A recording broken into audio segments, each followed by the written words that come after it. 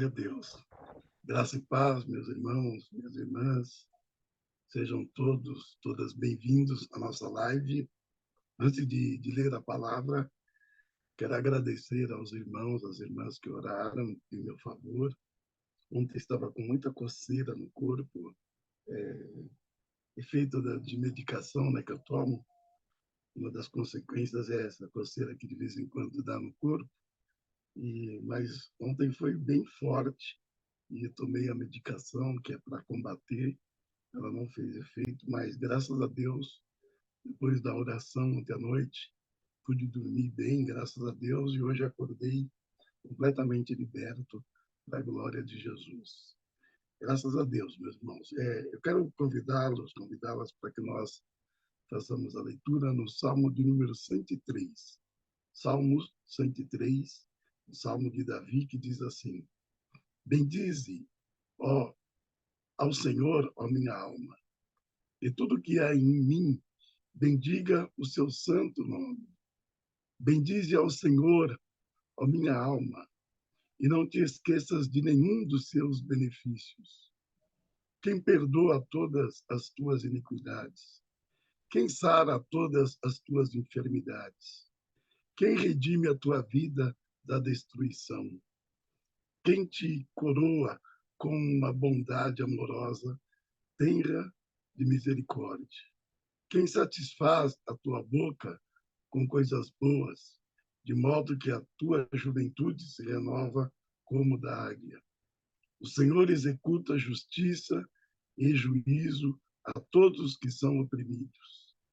Fez conhecidos os seus caminhos a Moisés e os seus feitos aos filhos de Israel. O Senhor é misericordioso e gracioso, tardio em irar-se, abunda em misericórdia. Ele não repreenderá sempre, nem guardará a sua ira para sempre. Ele não nos tratou segundo os nossos pecados e nem nos recompensou de acordo com as nossas iniquidades. Pois assim como o céu está elevado acima da terra, assim é grande a sua misericórdia para com os que temem. Assim como está longe o Oriente do Ocidente, assim ele removeu de nós as nossas transgressões. Assim como um pai se compadece de seu filho, assim o Senhor se compadece daqueles que o temem. Pois ele conhece a nossa estrutura, ele se lembra de que somos pó. Quanto ao homem, os seus dias são como a erva, como a flor do campo, assim ele floresce, pois o vento passa por ela e ela se vai, e o seu lugar não mais a conhecerá. Pois a misericórdia do Senhor é de eternidade em eternidade sobre aqueles que temem a sua justiça e sobre os filhos dos filhos, para aqueles que guardam o seu pacto e para aqueles que se lembram dos seus mandamentos para os cumprir. O Senhor tem preparado o seu trono nos céus e o seu reino domina sobre tudo. Bendize ao Senhor todos os seus anjos que excedeis com vigor, que guardais os seus mandamentos, obedecendo à voz da sua palavra. Bendize ao Senhor todos os seus exércitos, vós ministros seus, que executam o seu deleite. Bendize ao Senhor todas as suas obras, em todos os lugares do seu domínio. Bendize ao Senhor, ó minha alma. Amém, Jesus. Querido Deus, poderoso Pai, bendito seja o teu nome eternamente. Muito obrigado, Deus, por mais uma noite nos dar o privilégio de estarmos na tua presença, de podermos testificar a glória ao teu nome, de podermos declarar que o Senhor tem sido um Deus misericordioso para conosco, de geração em geração. Muito obrigado, Deus, por nos dar o seu Filho unigênito, Jesus Cristo, nosso grande e poderoso Salvador, e por nos dar graça para alcançarmos fé, para que, por meio da fé, fôssemos salvos e libertos de todo mal. Guardados estamos em ti, Senhor, protegidos de todos os males, porque também está escrito na tua palavra que peste nenhuma chegará à nossa tenda, nem mortandade que foi de ti. Obrigado, Deus, pelo dia que passamos, pelo dia que vivemos, pelos suprimentos nos dados, pela paz, pela saúde, pelo pão que não faltou à nossa mesa. E agora, Senhor, por podermos estar reunidos com os nossos irmãos diante da tua gloriosa presença, meditarmos e orarmos durante esses poucos minutos para bendizer, glorificar e exaltar o teu nome. Fala conosco, Senhor, por meio da tua palavra e no poder do teu Espírito Santo. Amém, Jesus. O nome do Senhor seja para sempre louvado. Irmãos, esse salmo escrito pelo rei Davi é um salmo que mostra a grandiosidade de Deus. E assim, sempre que eu leio esse salmo, sempre que a gente medita nesse salmo, logo vem um questionamento, né? Se Deus nos ama, por que sofremos? Porque aqui fala de tantas bênçãos, tantos livramentos, que a justiça de Deus é presente, que o Senhor é gracioso, o Senhor é misericordioso, que o Senhor atenta para aqueles que estão padecendo. E a gente olhando verticalmente para toda a humanidade, se nós olharmos com os olhos da carne, nós vamos dizer que essa palavra não é verdadeira. Mas a gente sabe que é. Porque o Luciano sempre diz isso assim, né?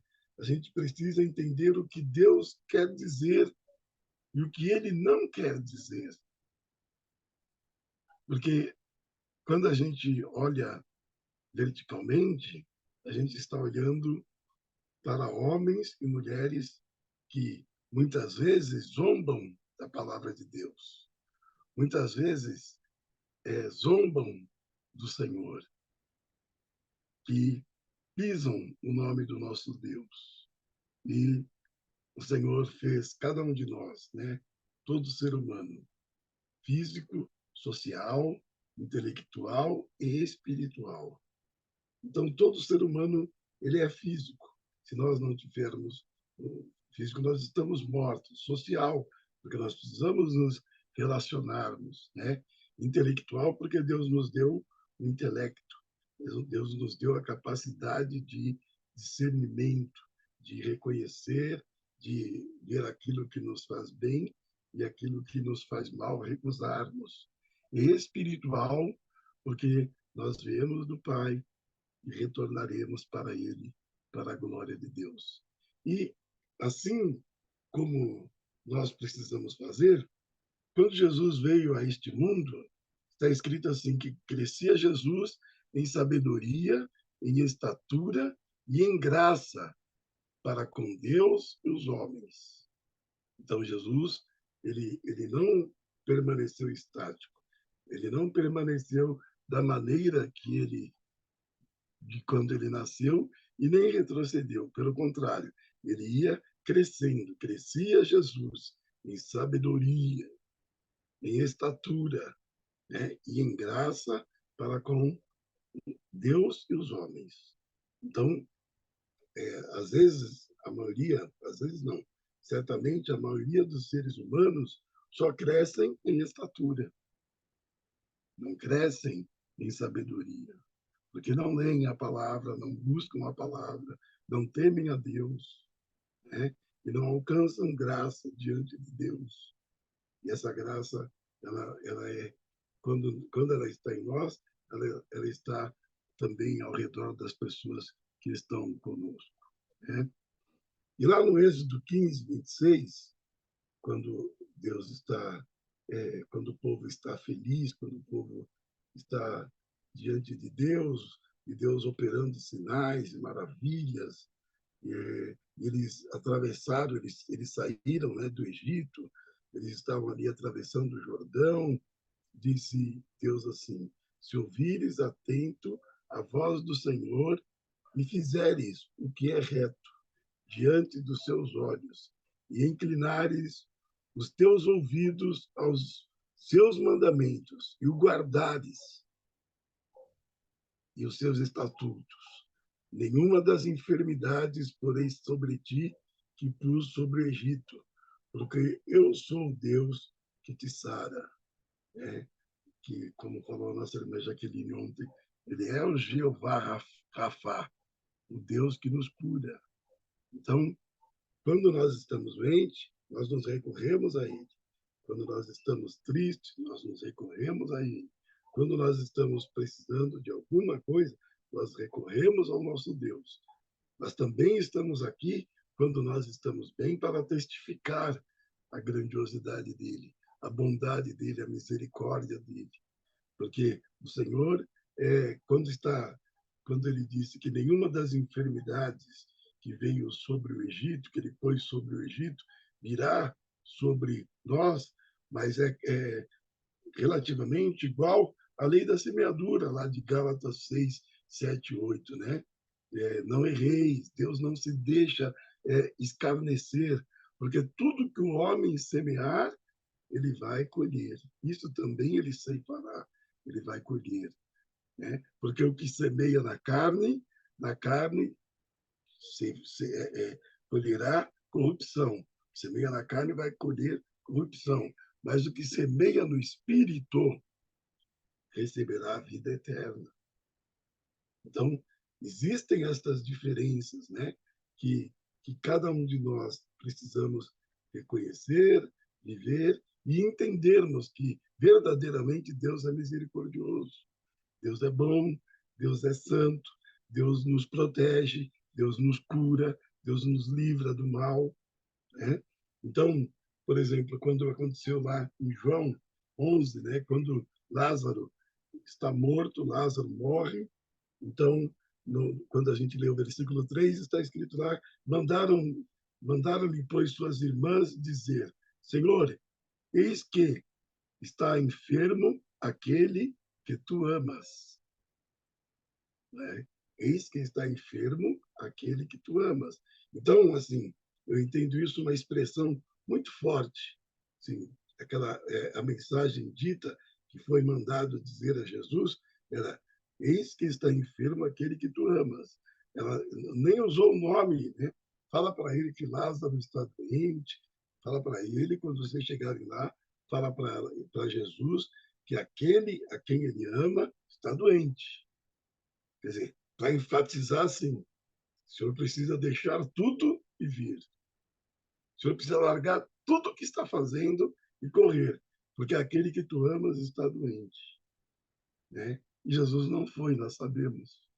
Demorou 4 dias para que ele fosse. E aí, quando a gente lê o 37, está escrito assim, e alguns deles disseram, não podia ele que abriu os olhos aos cegos fazer também com que este não morresse? Então, a interrogação ficou na mente das pessoas. Quer dizer, Jesus ama, mas deixou morrer. Jesus ama e não fez nada. Ele está fazendo. Ele vai fazer. É o tempo dele, não é o meu, não é o seu. Mas que nós vamos declarar que ele é misericordioso e gracioso, não tenha dúvida. Que ele perdoa as tuas iniquidades e quem sara todas as tuas enfermidades é o Senhor, que fez conhecidos os seus caminhos a Moisés, os seus feitos aos filhos de Israel. Ele não nos tratou segundo os nossos pecados, é o Senhor. Né? E aí, quando a gente vai lá, em João, também os irmãos conhecem bem a passagem, João 2, 9, A mulher de Jó, vendo ele naquela situação, um estado triste, né, horrível, doente, sem filhos, pobre, e a mulher dele, então, sua mulher lhe disse: ainda retens a tua sinceridade? Olha que pergunta maligna, né? Ainda retens a tua sinceridade? Quer dizer, com tudo isso, ainda você é sincero para com Deus? Que Deus nos ajude sempre a sermos. Amém, irmãos? Amém, minhas irmãs? Que Deus nos ajude sempre a sermos sinceros. Amaldiçoa a Deus e morre. Mas ele lhe disse: como falas qualquer doida, assim falas tu. Receberemos o bem de Deus e não receberemos o mal? Em tudo isso, não pecou Jó com seus lábios. Ele manteve a integridade, ele manteve a sinceridade. Que a luta não nos afaste da presença de Deus. Que a luta não nos faça perder a nossa sinceridade, o nosso temor, a nossa devoção, o nosso respeito, a nossa adoração. Porque aí eu quero encerrar lendo 2 Coríntios 4:17. E eu quero declarar ainda em fé com vocês, porque a nossa leve e momentânea tribulação produz para nós um peso eterno de glória muito excelente. Não atentando nós nas coisas que se veem, mas nas que se não veem, porque as que se veem são temporais e as que se não veem são eternas. Que maravilha!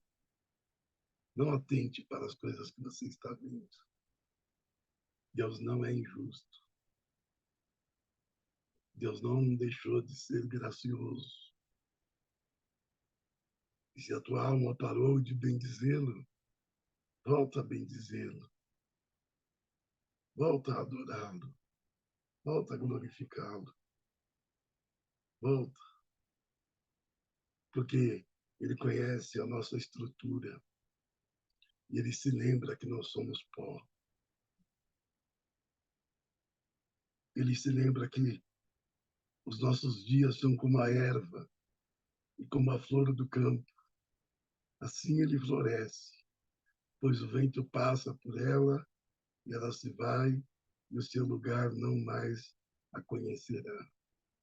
Assim, a brevidade dessa vida é muito rápida, mas a misericórdia do Senhor é de eternidade em eternidade sobre aqueles que o temem, e a sua justiça sobre os filhos dos filhos. A justiça de Deus é sobre nós e os nossos filhos. Ela não falha. Por isso, a gente pode dizer com fé que toda a tribulação que nós estamos passando, ela é leve e momentânea.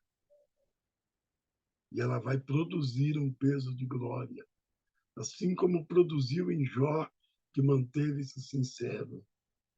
Ela vai produzir em você, ela vai produzir em nós. Essas lágrimas que talvez estejam descendo dos teus olhos, essa indignação, esse desapontamento, essa tristeza, o Senhor está mandando dizer a você, essa tribulação é leve e momentânea. E ela vai produzir um peso de glória sobre a sua vida, muito excelente. E ele pede, não atente nas coisas que se veem. Tudo que você está vendo, tudo que você está vendo vai passar. Porque essas coisas são temporais. E as que você não está vendo, as que nós não estamos vendo hoje, mas que já estão preparadas para nós, estão reservadas lá no céu para você. essas são eternas. E Deus quer entregar naquele dia a você. Creia em Deus. Confia no Senhor. Entrega o teu caminho ao Senhor. Confia nele. No mais, tudo ele fará. Amém? Que Deus te abençoe.